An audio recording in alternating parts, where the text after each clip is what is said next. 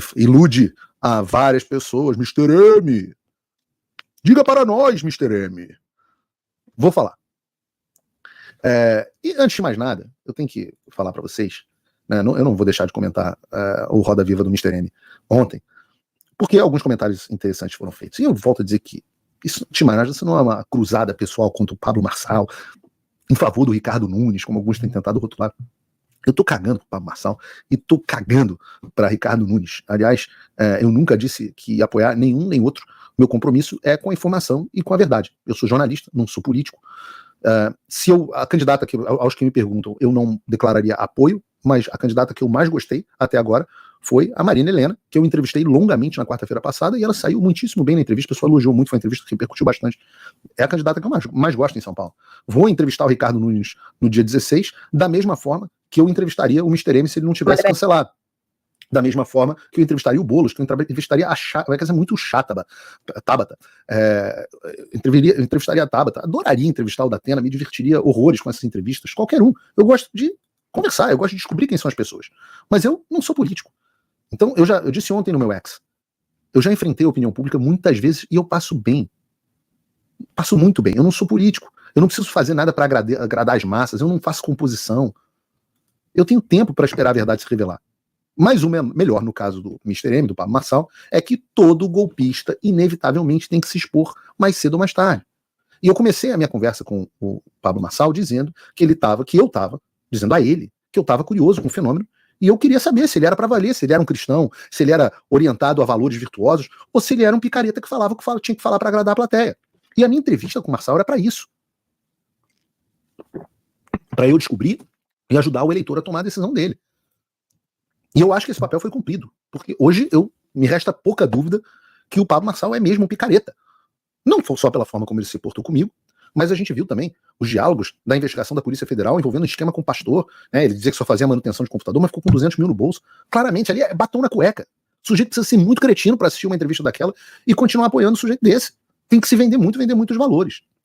Mas ontem também, o Mr. M se expôs no Roda Viva. O golpista se expôs como golpista. Ele confessou ser golpista.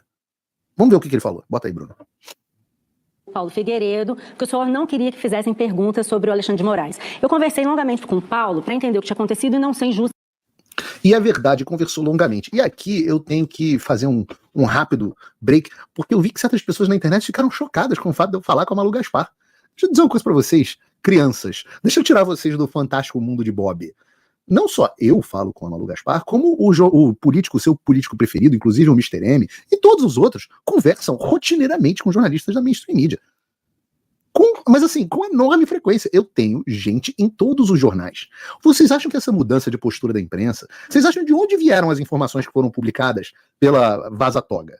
Vocês acham que essas coisas aparecem do nada? Que uma fada madrinha joga essas coisas? Vocês acham que certas notas aparecem no jornal? De onde? Vocês acham que eu recebo certas informações de que forma? Não converso só com a Malu Gaspar ou com jornalistas do Globo, do UOL, da Folha de São Paulo, do Estadão. Eu converso com políticos, eu converso com gente do governo Lula e do STF, militares. Isso é o meu trabalho. E eu recebo e passo informações. Só tem um porém. Eu tenho, e a gente vai falar sobre isso, por hábito, só falar a verdade. Ou pelo menos não mentir. É uma das 12 regras para a vida do livro do Jordan Peterson, mas é também um mandamento cristão. Então eu converso e falo a verdade. E realmente a Malu Gaspar me ligou, conversou comigo, me perguntou, tentou entender o caso, foi absolutamente correta e verídica nessas informações, como aliás eu conheci a Malu por um político que vocês gostam muito, através de uma pessoa, de um amigo em comum, que falou, não, essa é uma jornalista muito séria. E eu passei a conversar com ela, e até agora ela tem sido muito correta comigo. E tem que dizer pra vocês, tudo que ela tá dizendo aqui, ela me pediu autorização pra falar meu nome. E eu não tenho nada pra esconder. Imagina se eu vou falar, não diz que eu farei. Esse não é o Paulo Figueiredo. O Paulo Figueiredo é o que quer publicar os prints da conversa com o Pablo Marçal. Tem um lado que quer publicar os prints e tem outro que tem medo, que botou as mensagens pra se apagar. Qual que é o lado que vocês acham que tá falando a verdade? Então, mas vamos continuar com o vídeo. aqui com o senhor fazendo jornalismo.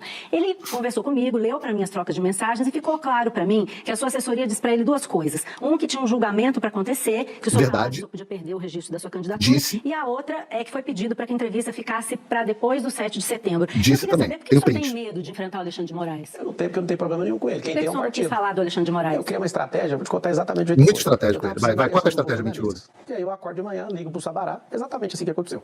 Sabará, Felipe Sabará, deixa eu falar uma coisa pra você. Eu preservei o seu nome até agora. Porque eu sempre te tive em alta conta. Eu acho que você é um cara do bem, você me parece ser um cara cristão, de bons valores, que pensa parecido comigo, e a gente sempre teve uma relação ótima. Eu não citei o seu nome em momento algum. O Picareta agora citou. Eu quero dizer pra você, você sabe que a história que ele falou é mentira. Então agora, Felipe, você não tem desculpa pra estar sendo enganado pelo Pablo Marçal. Ou você agora é cúmplice, ou, sei lá. Cancela essa entrevista com ele. E aí criou não foi isso que ele disse, mas vamos lá. Ele é um pouco desesperado, o Paulo Figueiredo. Não é à toa que ele está enfrentando o problema que ele está enfrentando, né? Porque ter coragem para sentar o peito numa lança, eu não sei qual é a lógica disso. Eu te explico. Ele criou o estardalhaço, parou o Twitter, ficou todo mundo maluco. E no mesmo dia eu vou lá e comento no Instagram do presidente Bolsonaro, o Carlos me responde, aí eu fui pra cima. O que eu fiz com isso? Eu acendi o bolsonarismo.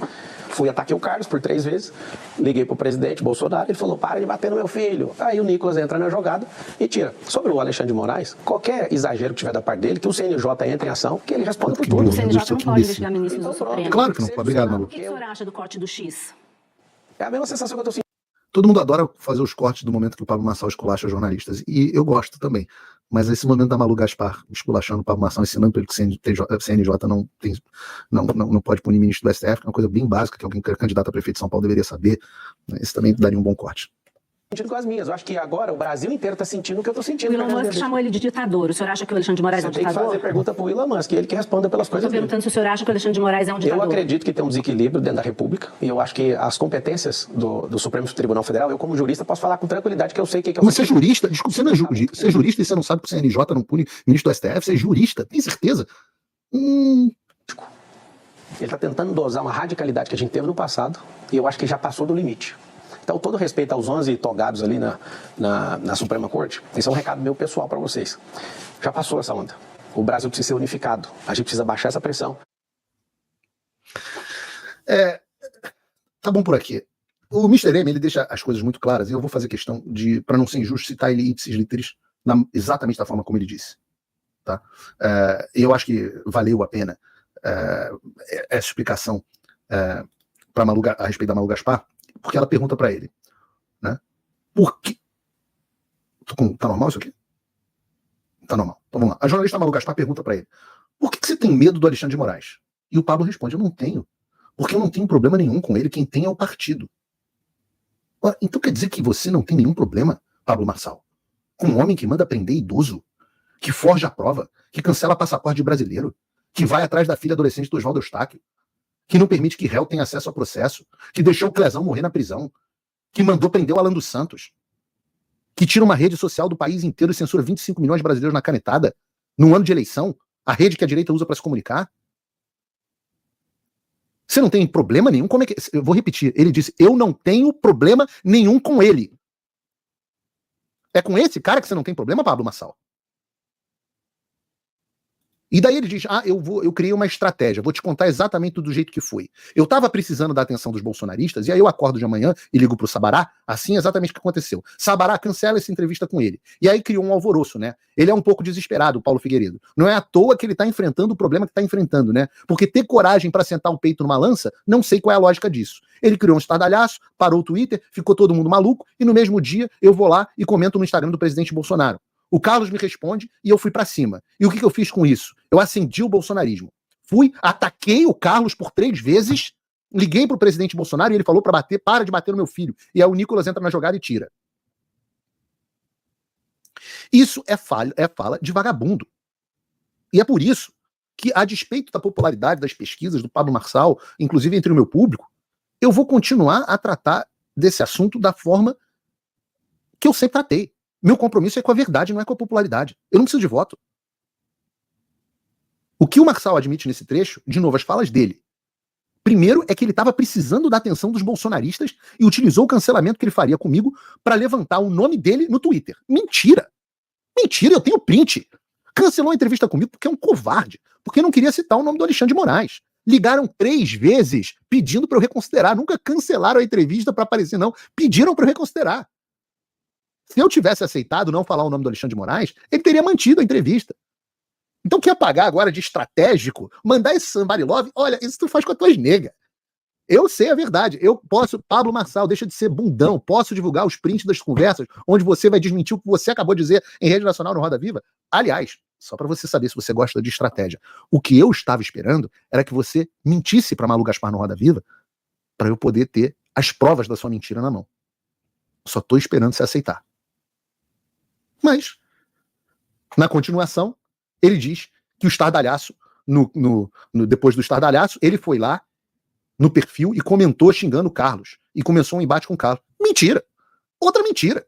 Ele começou a esculhambar o Carlos muito antes. Ele começou a esculhambar o Carlos na entrevista com o Brasil Paralelo. Mentiroso! Ele começou a esculhambar o Carlos porque o Carlos ficava segurando o apoio contra o Pablo Marçal. E o Bolsonaro estava puto com o Pablo Marçal. Só que a política é um saco. As pessoas às vezes têm que fazer composição. E tá na cara que o Nunes foi uma jogada de bosta em São Paulo.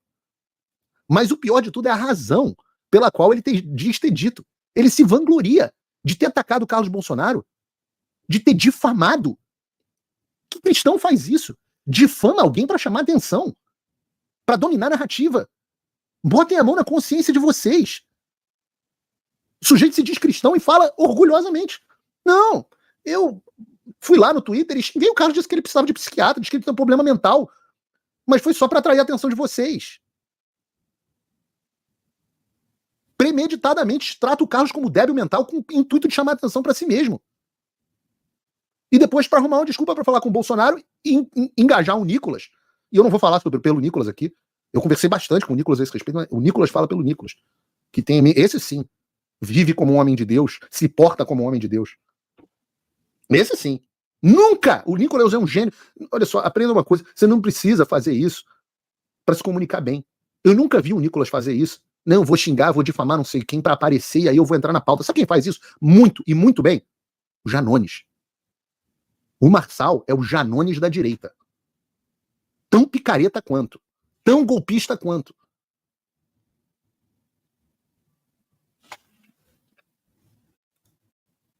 E ele admite que te manipula. Assim como o Janones. Ele admite que te trata como gado. Que manipula a base bolsonarista em benefício próprio. Gado e massa de manobra. Que ele usou você para entrar em contato com o presidente Bolsonaro. Isso é caráter, isso é virtuoso, isso é cristão. Um homem que fala de Deus o tempo inteiro.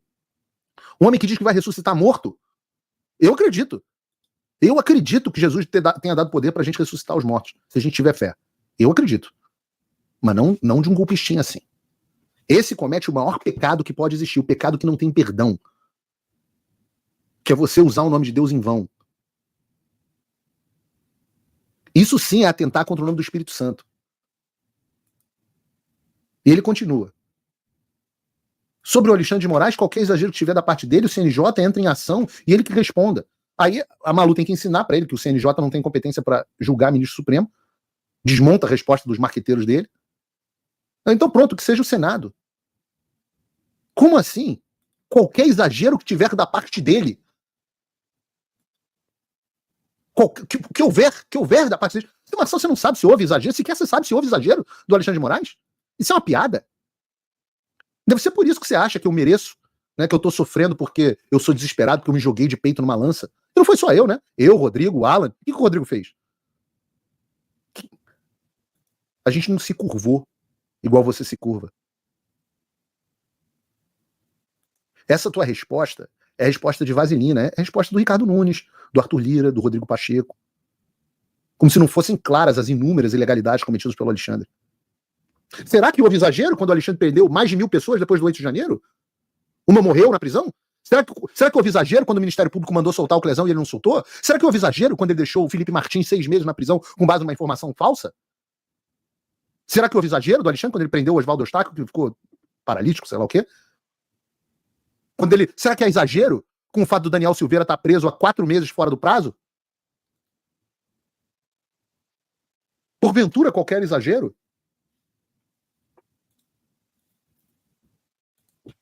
E eu digo para vocês, Você quer saber qual é a lógica? Você não acha muito inteligente, Pablo?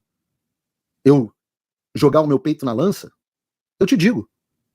Eu tô acumulando tesouros em outro mundo que não é esse.